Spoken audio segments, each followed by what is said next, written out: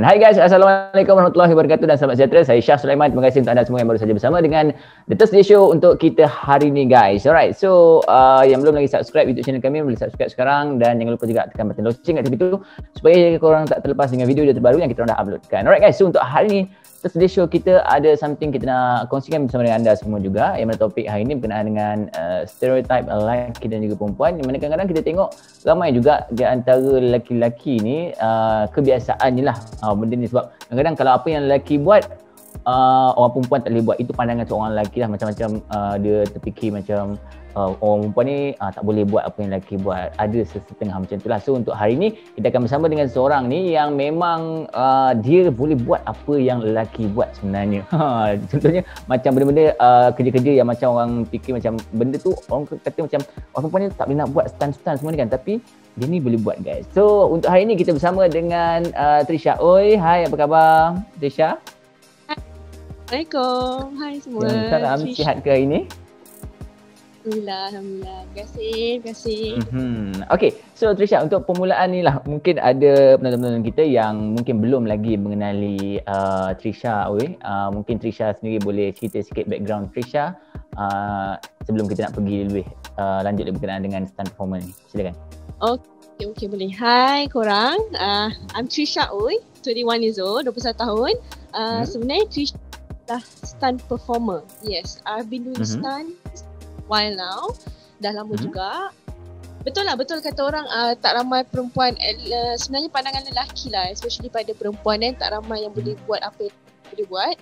Tapi here I'm doing what guys have been doing kan. Banyak boleh. Alhamdulillah.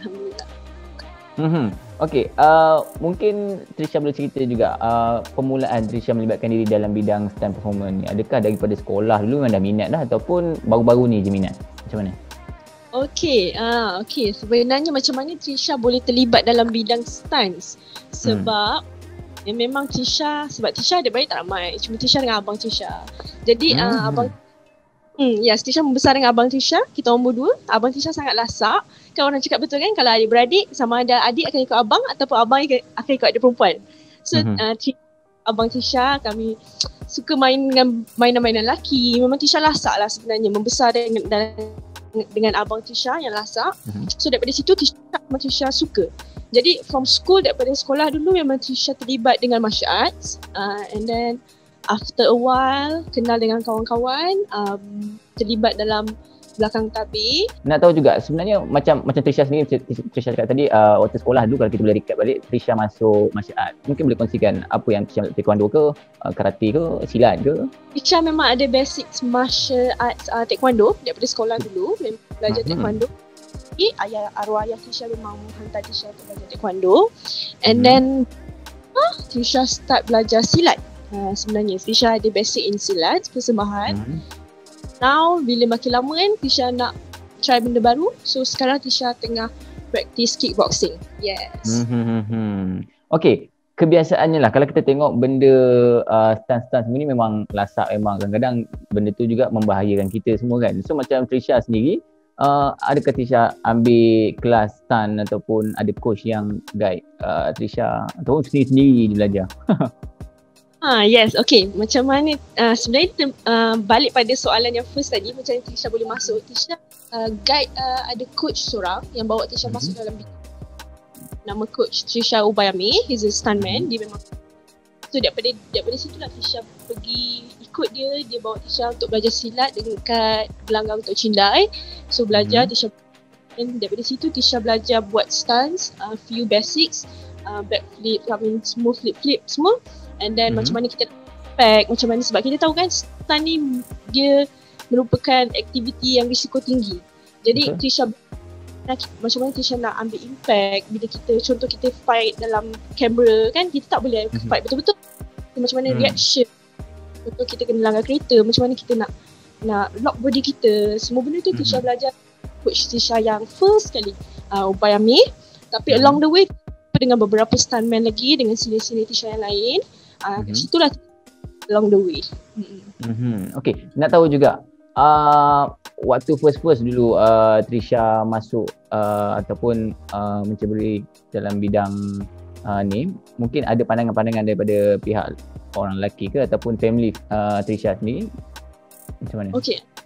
Okay, sebenarnya pandangan orang terdekat lah dengan Tisha, mak Tisha sendiri, mi Tisha sendiri, mula-mula dia memang sebab kalau arwah ayah Tisha dia, maybe dia takkan sokong. Sebab dia pada akademik tau. Arwah side is Chinese side, so dia more pada academic comes first. Tapi mami dia mula-mula memang tak bagi, tapi after a while tu Tisha cakap dengan dia, Tisha, we had a talk lah. So dia macam dia support apa yang Tisha buat. So bagi Tisha, walau apa pun pandangan orang kat luar, especially no hard feelings tapi lelaki, sebab banyak lelaki-lelaki kat luar yang perempuan, Tisha tak boleh buat apa yang orang boleh buat. Masa Tisha nak belum masuk dulu, orang banyak pandang rendah kat Tisha, and then orang bagi tahu dekat coach Tisha yang Tisha tak boleh. Tapi apa pun, as long as orang terdekat dengan Tisha, mami Tisha support, dia bagi full support. Jadi untuk Tisha, tak ada apa kot yang boleh halang Tisha. Setengah orang lah cakap orang perempuan ni kalau buat kerja teruk-teruk ni nanti orang cakap akan cedera. Lepas tu nanti bila cedera, lagi-lagi kalau efek kat muka, so nanti mas kahwin akan kurang, hantaran akan kurang. Mungkin itu ada tak orang cakap kat Trisha macam tu? So macam mana Trisha hadapi juga?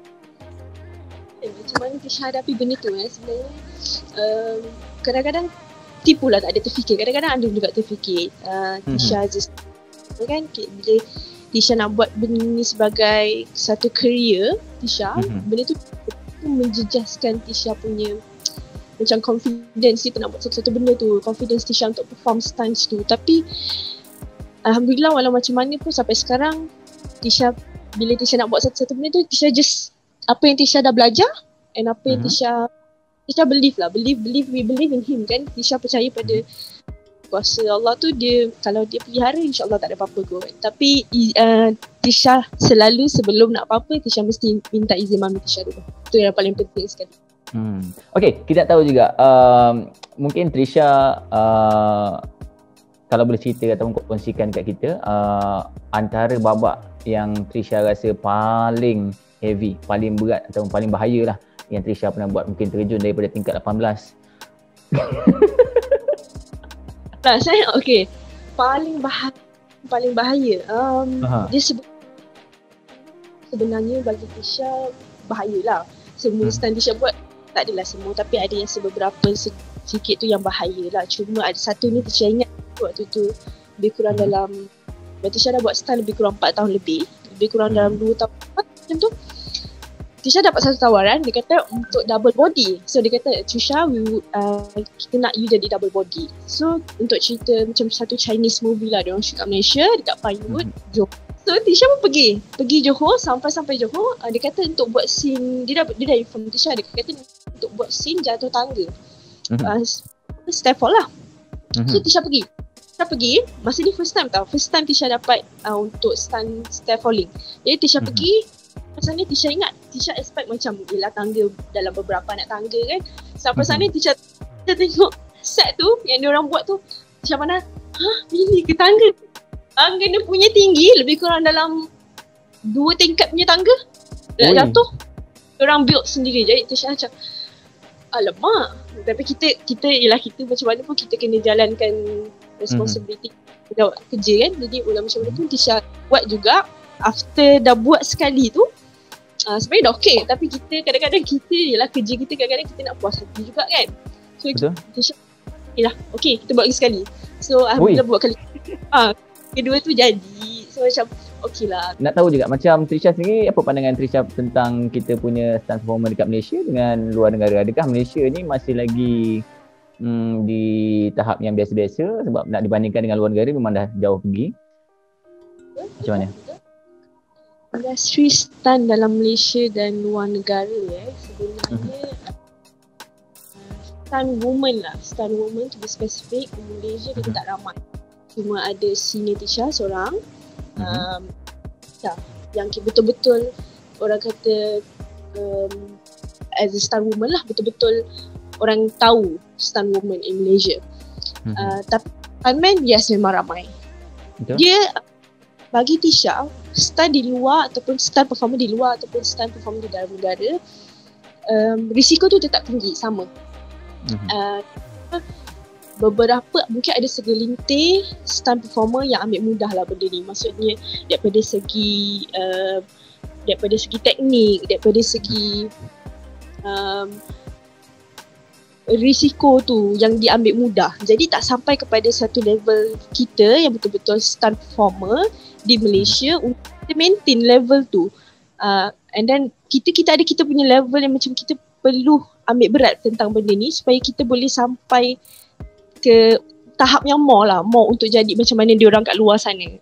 Mungkin ada segelintir stunt performer yang menganggap dirinya stunt performer yang belum fully belajar tentang teknik to be stunt performer in Malaysia. Itu kot yang membuat setup orang kata setback sikit untuk kita.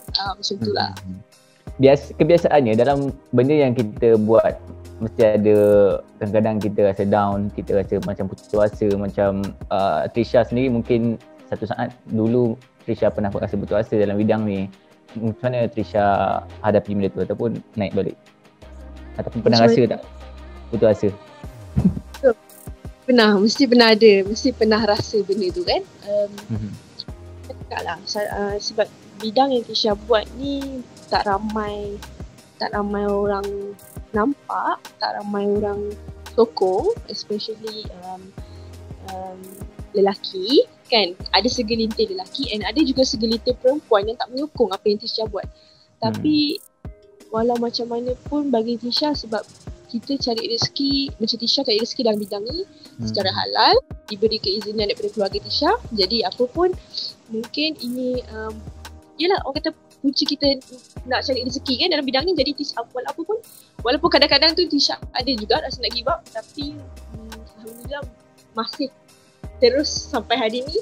And makin orang kata makin banyak yang tawaran alhamdulillah. So bagi Trisha benda tu Trisha kadang-kadang kita berserah je. Dah sampai satu masa tu kita nak give up, macam Trisha sendiri Trisha nak give up tapi Trisha tak give up juga. Bagi Trisha berserah je dekat Tuhan sebab ini adalah rezeki Tuhan yang bagi kita kan. Okay, yang terakhir lah mungkin kita nak tahu juga macam mana sekarang ni industri dalam waktu COVID ni. Mungkin Trisha ada terkesan juga ataupun macam mana? Ada sebenarnya masa first PKP itu adalah terkesan kita dalam Trisha yang stand, Trisha dengan abang-abang Trisha, dengan senior-senior Trisha, bulan-bulan lain terkesan juga dengan pandemik ni kan. Tapi alhamdulillah sebab Trisha dah mula berjinak-jinak dalam bidang lakonan pula. Jadi adalah di situ di sana, tapi alhamdulillah sebab ada juga yang beberapa kawan industri Trisha, pelakon-pelakon yang suka benda-benda stunts ni. Jadi diorang nak, macam Trisha cakap sendiri, diorang nak buat, kadang-kadang diorang nak buat sendiri. Jadi diorang tanya Trisha, diorang nak belajar dengan Trisha, and Trisha ajar diorang macam mana untuk mungkin martial arts, dan belajar daripada segi martial arts. Jadi ada kawan-kawan dalam industri pelakon yang juga kata belajar martial arts ni dengan Trisha. Jadi kat situ kita kata boleh cover balik kan. Dan alhamdulillah lepas habis first MCO hari tu, kali ni start shoot balik kan. Banyak production shoot balik. Alhamdulillah semua bukanlah kembali normal, tapi alhamdulillah boleh kan. Okay guys, saya harap untuk perkongsian kita hari ini dalam The Thursday Show bersama dengan Trisha, InsyaAllah bermanfaat. Juga kalau anda ada apa-apa soalan ataupun pandangan yang nak diberikan kepada kami, boleh komen dekat bawah. Alright, so terima kasih Trisha kerana bersama dengan The Thursday Show untuk hari ini. InsyaAllah kita doakan semoga Trisha sukses. Mungkin lepas ni boleh jadi heroine muka depan filem Hollywood semua. InsyaAllah. Terima kasih semua. Alright, so yang terakhir, mungkin ada siapa-siapa yang nak kenal Trisha dengan lebih dekat ataupun nak bagi job juga, mungkin Trisha sendiri boleh share Trisha punya IG, TikTok, Twitter, apa dia? Silakan. Siapa-siapa yang nak contact Trisha, boleh contact Trisha through Instagram Trisha. It's Trisha, ITSTRISHAOOI, Trisha Oi. Okay, thank you korang, thank you jemput Trisha, thank you for having me. It was nice. Yeah. Okay guys, so kita jumpa lagi untuk next Thursday show bersama dengan saya Syah Sulaiman dan juga guest kita yang lain pula. Dan kita jumpa lagi minggu depan. Thank you Trisha. Bye bye.